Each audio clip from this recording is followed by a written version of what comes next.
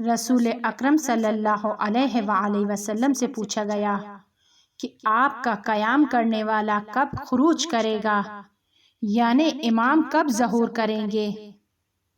رسول خدا صلی اللہ علیہ وآلہ وسلم نے فرمایا، جس وقت مرد خود کو عورتوں کی شبیہ کر دیں گے اور اسی طرح عورتیں بھی خود کو مرد کی شبیہ کر دیں گی، اور یہ شباہت ظاہری بھی ہوگی اور رفتاری بھی۔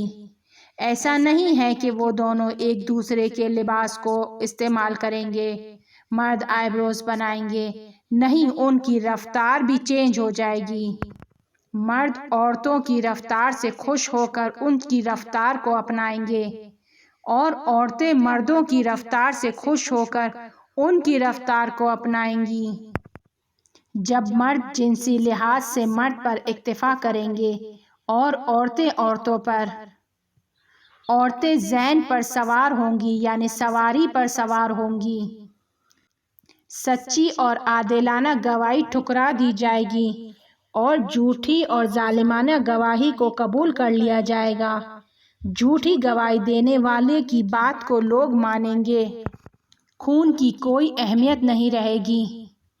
اگر آپ کو معلوم ہو جائے کہ آپ کسی کو قتل کریں گے تو آپ کو بھی قتل کر دیا جائے گا، تو آپ کبھی کسی کا خون نہیں بہائیں گے، یعنی خون کی اہمیت نہیں رہے گی۔ اس کا مطلب یہ کہ اگر کوئی کسی کو قتل کر دیتا ہے تو اس کو اس کی سزا نہیں دی جائے گی، زنا عادی ہو جائے گا، سود آسانی سے کھایا جائے گا، رشوت لی جائے گی، بدمعاش لوگ پاک انسانوں پر مسلط ہو جائیں گے، ان پر اپنا حکم چلائیں گے۔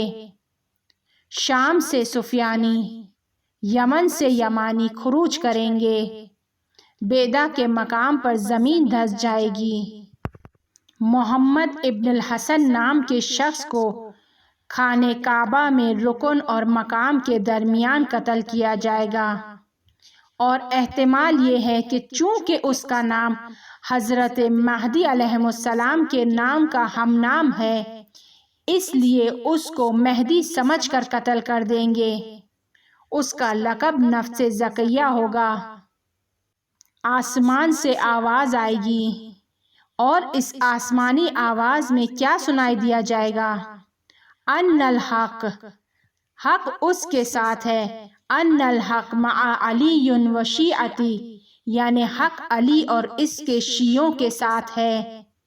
پوری دنیا کے لوگ اس آواز کو سنیں گے، ہر ایک اپنی زبان میں سنے گا اور سمجھ جائے گا۔ جب یہ آواز آئے گی اور لوگ سمجھ جائیں گے، اس موقع پر قائم خروج کرے گا۔ اس موقع پر امام کا ظہور ہوگا۔ اب جب ظہور ہو جائے گا تو حضرت مہدی علیہ السلام کیا کریں گے؟ ٹیک لگائیں گے۔ کس سے ٹیک لگائیں گے؟ خود کی پیٹھ کو کعبے سے ٹیک لگائیں گے۔ 313 افراد جو اس کے اصلی خاص فرماندار ہیں، اس کے اطراف جمع ہو جائیں گے، اور وہ آنے والا پہلا جملہ جو اپنی زبان سے ادا کرے گا وہ یہ آیت ہوگی، بقیت اللہ خیر لکم ان کنتم مؤمنین۔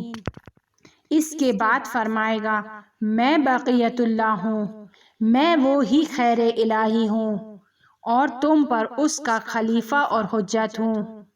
پھر اس کے گرد 4000 افراد جمع ہوں گے، اور پھر یہ سب لوگ مکے سے باہر جائیں گے۔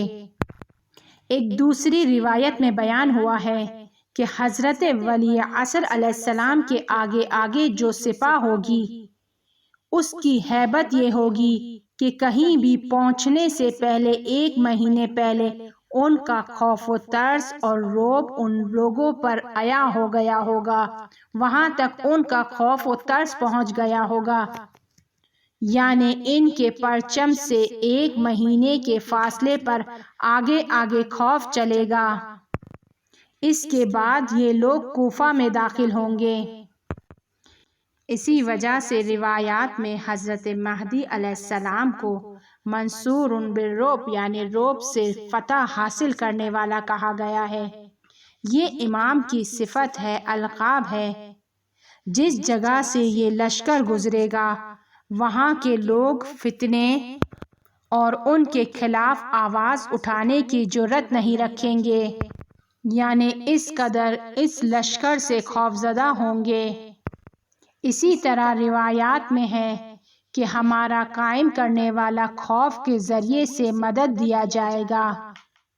مدد کے لیے قدرت حاصل کرنے کے لیے تصدیق شدہ ہے، اس کے پاؤں کے نیچے زمین حرکت کرے گی، یعنی زمین پر حرکت خود اس کے ہاتھ میں ہوگی، وقت اور فاصلے کا محتاج نہیں ہوگا۔ جب اس کا دل چاہے گا مشرق میں چلے جائیں گے، جب ان کا جی چاہے گا مغرب میں چلے جائیں گے، یعنی زمین پر جو کچھ بھی ہے ان کے اختیار میں ہوگا۔ سبب اور اسباب کا نظام اس کے ہاتھ میں ہے، خدا اس سے سخن کرے گا۔ اگر پسند کرتے ہو تو عذاب کرو، اگر پسند نہیں کرتے ہو تو عذاب نہ کرو، عذاب کرنا بھی ان ہی کے ہاتھ میں ہوگا۔ پیغمبروں کو بھی ایسی اجازت نہیں ملی تھی۔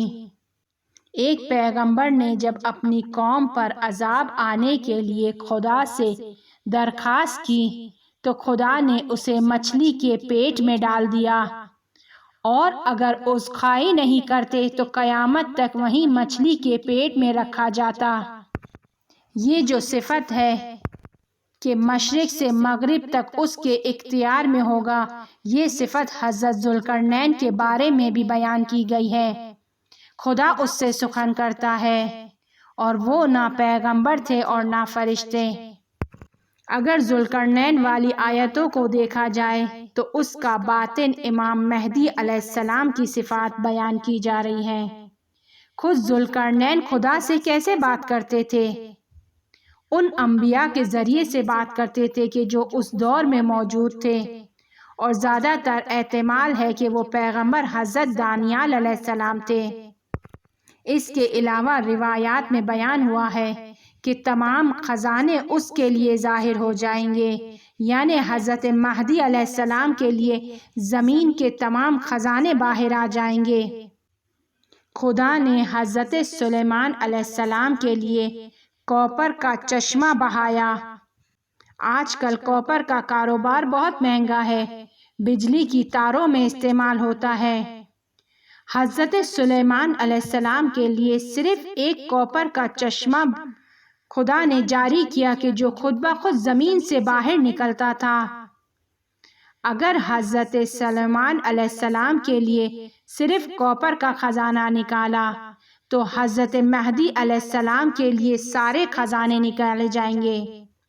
اس قدر سونا زمین سے باہر نکلے گا کہ کہا جاتا ہے کہ زمین کے اندر اس قدر سونا ہے کہ زمین پر موجود تمام خشکی کے حصے کو اگر اس سونے سے بھر دیا جائے تو وہ سونا زانو تک آ جائے گا، یعنی زمین کے اندر اس قدر سونا موجود ہے۔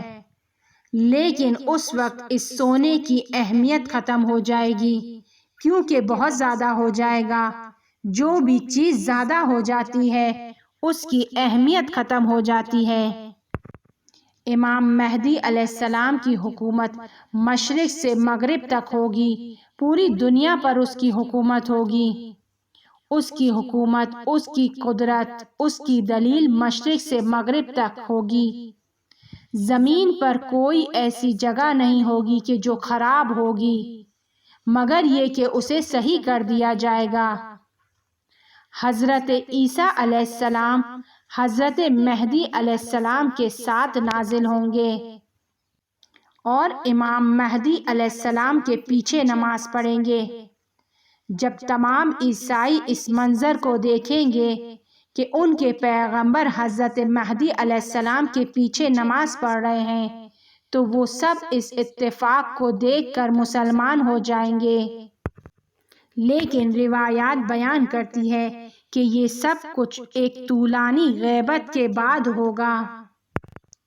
خدا ہم سب کو اس طولانی غیبت کے فتنوں سے امان میں رکھیں تاکہ ہم سب ان برائیوں کا حصہ نہ بنیں۔